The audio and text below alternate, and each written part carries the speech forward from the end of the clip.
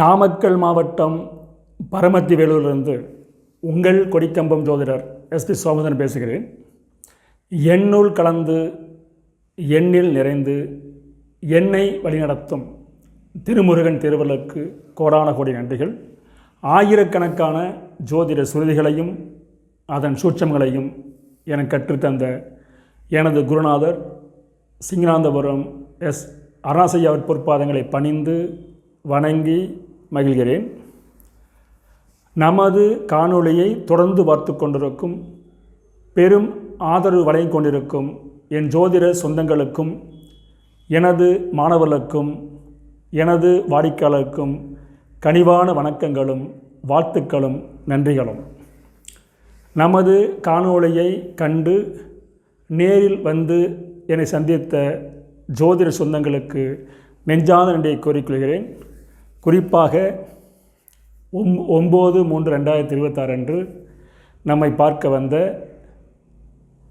கணவாய்ப்பட்டி காயத்ரி அவர்களுக்கும் முருங்கை கீதா அவர்களுக்கும் ஐயா ஈரோடு திருஞான சந்தம் ஐயா அவர்களுக்கும் ஈரோடு ஹேமநாதா அவர்களுக்கும் அவினாசி சரஸ்வதியம் அவர்களுக்கும் நஞ்சகாலக்குறிச்சி நருமாதேவி அவர்களுக்கும் நெஞ்சாந்தனை கூறிக்கொண்டு நாம் இந்த பதிவை பார்க்கலாம். நாம் இந்த பதிவில் காண இருப்பது ஒரு அற்புதமான தலைப்பு. 9 சுக்கிரன் என்றால் தந்தைக்கு யோகமா என்ற தலைப்பில் ஒரு சிறிய கருத்தை தெளிவாக பேசுவோம். குறிப்பாகவே ஒரு பாவகத்தில், அதாவது உறவுகளை குறிக்கும் ஒரு பாவகத்தில் பாவர்கள் அமர்வதை விட சுபர்கள் அமர்வதே சிறப்பு. நன்றாக நினைத்துக் கொள்ளுங்கள். ஒரு பாவகத்தில் உறவுகளை குறிக்கும் பாவகத்தில் பாவர்கள் அமர்வதை விட சுபர்கள் அமர்வதே சிறப்பு. குறிப்பாக அடிப்படை விதிகளான இயற்கை சுவர், இயற்கை பாவர் உங்களுக்கு தெரிஞ்ச விஷயம்தான். இயற்கை பாவர் லக்கண சுபராக வருவதும் இயற்கை சுபர் லக்கணப்பாக வருவதும் இயல்பு. ஜோதிட மனிதர்களுக்கு நன்றாக புரியும். குறிப்பாக நம்ம எடுத்துக்கிட்ட தலைப்பு பார்த்தீங்களா, சுக்கிரன் 9 என்றால் தந்தைக்கு யோகமானு கேட்டிருக்கோம். இந்த சுக்கிர பவன் பார்த்தீங்களா 9 இருக்கும்போது மிகச்சிறந்த யோகத்தை தந்தைக்கு வழங்கும். சில லக்கணங்களுக்கு 9ஆம் இடத்தில் சுக்கிரன் அமரும்போது தந்தைக்கு சிறந்த யோகத்தை கொடுக்கும். அதே நேரத்தில் சில லக்கணங்களுக்கு 9 சுக்கிரன் இருந்தால் தந்தைக்கு பாதிப்பை கொடுக்கும். குறிப்பாக ஒரு 5 லக்கணத்துக்கு எடுத்துக்கிட்டிங்களா, மீன் லக்கணத்துக்கு பார்த்தீங்களா 9 சுக்கிரன் அமரக்கூடாது. காரணம், அவர் அஷ்டமாதியாக வந்துடுவார். தனுசு லக்கணத்துக்கு 9 சுக்கிரன் அமரக்கூடாது. காரணம், அவர் 6ஆம் அதியாக வந்துடுவார். விருச்சிக லக்கணத்துக்கு பார்த்தீங்களா 9 சுக்கிரன் அமரக்கூடாது, அவர் விரையாதியாக வந்துடுவார். மகரத்துக்கு பார்த்தீங்களா 9 சுக்கிரன் அமரக்கூடாது, நீசமாயிவார். நீச பங்கமாயிட்ட சிறப்பு. அதாவது இரு சுப ஆதிபத்தியம் பெற்ற சுக்கிரன் 9 அமர்ந்தால் சிறப்பை தருவார். நல்லா விதியை கவனிச்சுங்க. இரு சுப ஆதிபத்தியம் பெற்ற சுக்கிரன் லக்னத்துக்கு 9 அமர்ந்தால் கண்டிப்பாக நன்மை தருவார். மாறாக அசுபாதிபத்தியம் பெற்ற சுக்கிரன் 9 அமர்ந்து விட்டால், அவர் திசை நடைமுறைக்கு வந்து விட்டால், அந்த ஜாதகத்தில் அந்த ஜாதகனுக்கு தந்தையால் யோகமில்லை, தந்தைக்கும் யோகமில்லை. ஒரு உதாரண ஜாதகம் பாருங்கள், ஸ்க்ரீனில் பாருங்கள்.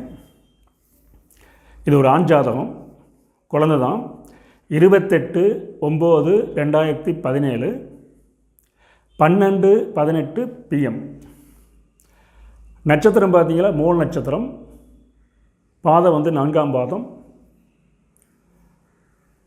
ராசி தனுசு ராசி, லக்கணம் தனுசு லக்கணம், மகரத்தில் கேது, கடகத்தில் ராகு பகவான், சிம்மத்தில் சுக்கிரன் செவ்வாய், கன்னியில் சூரியன் புதன், துலாத்தில் குரு, விருச்சிகத்தில் சனி பகவான்.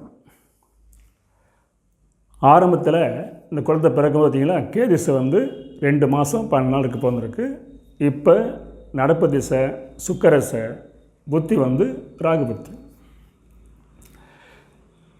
இந்த குழந்தையோட தந்தை ஜனவரி மாதத்தில் இறந்து விட்டார். நல்லா புரிஞ்சுக்கங்க.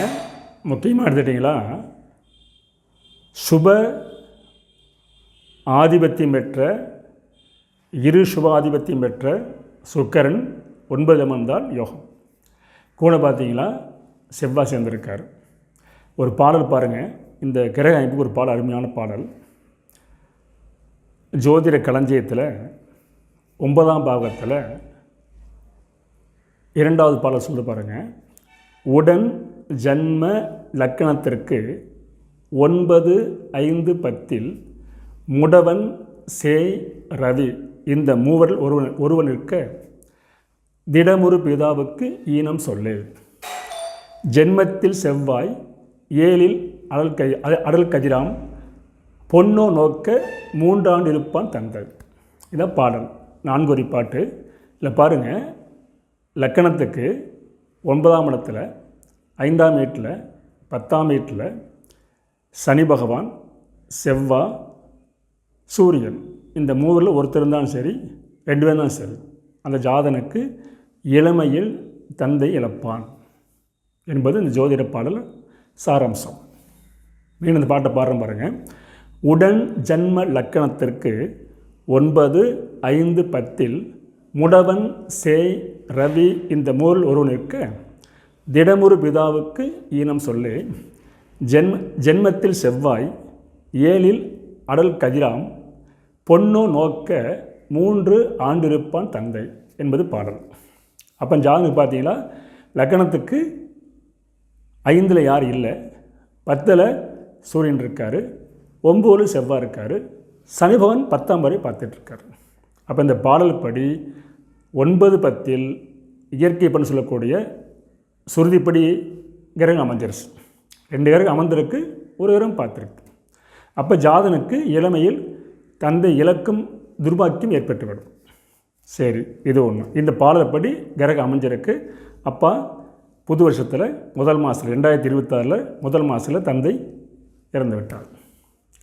இப்போ பார்த்தீங்கன்னா கிரகப்படி பாருங்கள், கிரகம் அப்படி அமைஞ்சு சுருதி வந்துடுச்சு. சுருதிப்படி கிரகம் அமைஞ்சு அமைப்பு வந்துடுச்சு. இது விதி. இப்போ இந்த பாடலை முழுமைப்படுத்துறதுக்கு, அதாவது ஒரு சுருதி முழுமையாக வேண்டும் என்றால் துணைவிதில் ஒத்துழைக்கின்ற அடியானிக்கு சொல்வேன். அதில் முதல் துணைவிதியாக பாருங்கள், எந்த ஒரு ஜாதத்திலையுமே 6ஆம் அதிபதி திசை நடைபெற்றால், அவரை சனி செவ்வாய் பார்த்து விட்டால் அந்த திசை தந்தைக்கு கர்மத்தை கொடுக்கும். இது அற்புதமான துணைவிதி, ஆழமாக பதிவித்துக் கொள்ளுங்கள். ஒரு ஜாதகத்தில் 6ஆம் அதிபதி திசை நடந்து அவரை சனி செவ்வாய் சேர்ந்தாலும் பார்த்தாலும் தந்தைக்கு மாரகம் உண்டு. இதில் பாருங்கள், தனுசு லக்கணம், லக்கணத்துக்கு 6ஆம் அதிபதி சுக்கரன் 9ல் அமர்ந்திருக்கிறாரு.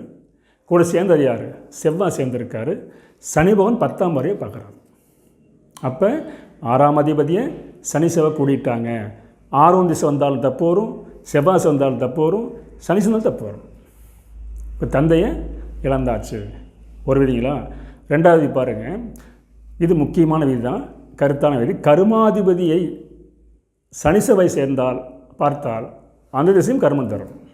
கர்மாதிபதினே பார்த்தீங்கன்னா 12 லக்கணம் இருக்குது. உறவுகளை குறிக்கும் பாவகத்துக்கு 10ஆம் இடம் என்பது கர்மஸ்தானம். அதனால் ரொம்ப கூர்மையாக கவனிச்சுக்கோங்க. உறவுகளை 12 கட்டங்களில் உறவுகளை குறிக்கும் ஸ்தானத்துக்கு 10ஆம் இடம் என்பது 10ஆம் வீடு என்பதும் 10ஆம் இடம் என்பதும் 10ஆம் அதி என்பதும் கர்மாதிபதி என்று சொல்ல குறிப்பிட வேண்டும். கர்மாதிபதி என்று எடுத்துக்கொள்ள வேண்டும். அந்த கர்மாதிபதியை சனி செவ்வாய் பார்த்து விட்டால், சேர்ந்து விட்டால், கர்மாதி நடைபெற்றாலும் செவ்வாய் நடைபெற்றாலும் சனி சிறந்தாலும் அந்த பாவத்துக்கு கர்மத்தை கொடுத்தே தீரும்.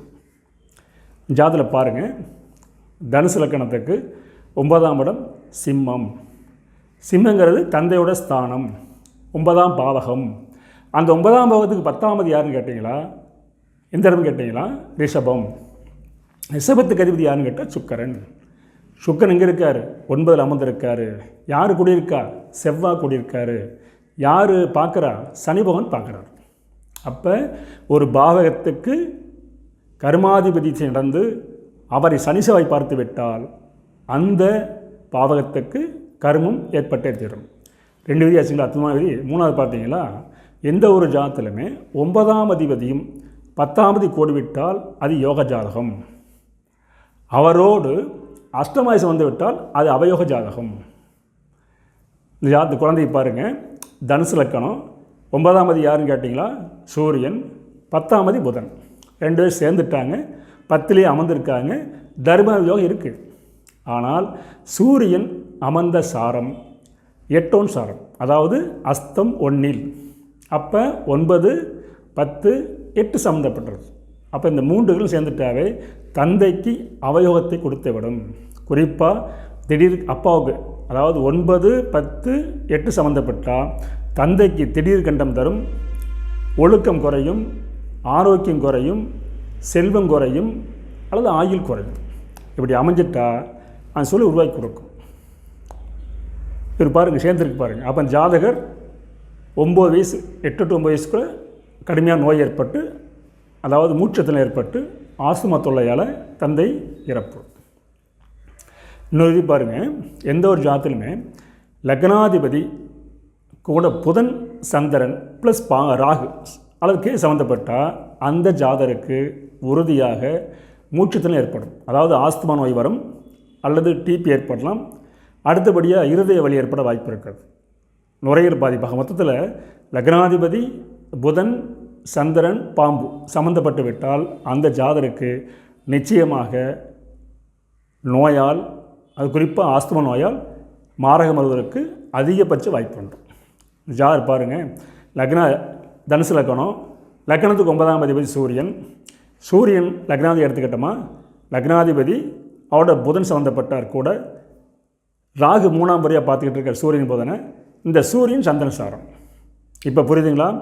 லக்னாதிபதி புதன், சந்திரன், பாம்பு, இந்த 4 பேரும் கூடி திசாபதி நாபிக்கு வந்து விட்டால் நோயால் குற்றம் வந்துடும் ஜாதகருக்கு. இவருக்கு இந்த எங்கள் அப்பா அப்படித்தான் மூச்சு பிரச்சனையால் ஆஸ்துமாவில் இறந்துட்டார். அதே மாதிரி எந்த ஒரு ஜாதத்திலுமே லக்னாதி 9ஆம் இடத்துக்கு ஒரு பாவகத்தில் விரையாதிபதி அமர்ந்து அவரை சனி பார்த்துட்டார்னா, விரயத்தில் உள்ளவர் 9ஆம் இடத்தை பார்த்து விரையாதிபதி 9 அமர்ந்து விட்டால், நல்லா முக்கியமாக கவனிங்க, ஒரு பாவகத்தில் லக்னத்துக்கு 12ஆம் சொல்லக்கூடிய கிரகம் போய் 9ல் உட்காந்துட்டா 9 விரையப்படுத்திடும். 9ஆம் இடத்தில் இருக்கிற கிரகம் அந்த 12ஆம் வீட்டில் இருக்கிற கிரகம் 9ஆம் வீட்டை பார்த்தாலும் விரையத்தை ஏற்படுத்திடும். இவருக்கு பாருங்கள், லக்னத்துக்கு 12ஆம் வீடு செவ்வாய் 9ல் உட்காந்துட்டார். அப்போ தந்தைக்கு விரயம் தர வாய்ப்பு உண்டு. விரயத்தை நம்ம சனி பகவான் 10ஆம் வரையை பார்த்துட்டார். ஆக ஜாதருடைய தந்தைக்கு உடல்நலக்குறைவு ஏற்பட்டு மருத்துவமனைக்கு அழைச்சிட்டு போய் வரும்போது அங்கே இறந்து கூட்டியிருந்தாங்க. அப்போ 9ஆம் இடத்துக்கு சனி செவ்வாய் தொடர்பு இருந்தால் தந்தைக்கு இது மாதிரி கடும் துன்பத்தை, கடும் நோயை கொடுத்து ஆயுளை முடிக்கும். ஆக ஒரு ஜாதத்தில் சுபாதிபத்தியம் பெற்ற சுக்கிரன் லக்னத்துக்கு 9ல் அமர்ந்து விட்டால், சுபர்கள் பார்த்து விட்டால், அந்த சுக்கிரசையோ நடைபெறும் காலத்தில் அந்த குழந்தையின் தந்தை ஆரோக்கியம், ஆயுள், ஒழுக்கம், தொழில், பொருளாதாரம், செல்வாக்கு பெற்று சிறந்து விளங்குவார். அதே நேரத்தில் அசுபாதிபத்தியம் பெற்ற சுக்கிரன் 9ல் அமர்ந்து பாவகிரகங்கள் பார்த்து திசாபுத்தி நாமணிக்கு வந்துவிட்டால் ஜாதகரின் தந்தைக்கு ஆயுள் குற்றம், ஆரோக்கியக்குறைவு, ஒழுக்கக்குறைவு, செல்வாக்குறைவு ஏற்பட்டு பாதிக்கப்படுவார் என்பது நிச்சயமான உண்மை என்று கூறி, அடிக்கடி கூறுவது போல் ஆதார சுருதியோடு உதாரண ஜாதகத்தை உங்களுக்கு தொடர்ந்து வழங்குவதில் மிகுந்த மகிழ்ச்சி என்று கூறி மீண்டும் அடுத்த போய் சந்திப்போம். நன்றி, வணக்கம், வாழ்க வளமுடன்.